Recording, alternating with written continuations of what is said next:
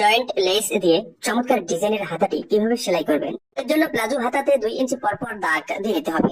তো আমরা 3টি দাগ দিয়েছি, আমরা 3টি জয়েন্ট লেস ব্যবহার করব।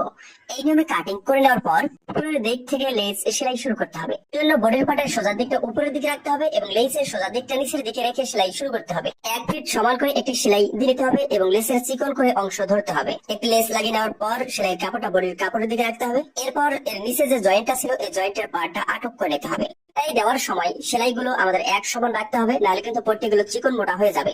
তো এই নিয়মে আমাদেরকে বাকি দুটি জয়েন্ট লেস আটক করে নিতে হবে। তো আপনি যদি আমার এই পেজে নতুন হয়ে থাকেন তো পরবর্তী ভিডিও দেখার জন্য অবশ্যই পেজটি ফলো করুন।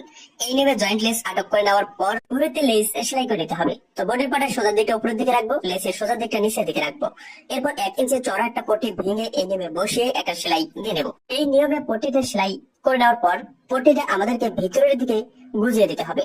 এরপর আঙুল দিয়ে ভালোভাবে ঘষে ঘষে লেসটা বসে নিতে হবে এবং পট্টির খোলা সাইডে একটি সেলাই দিয়ে নিতে হবে।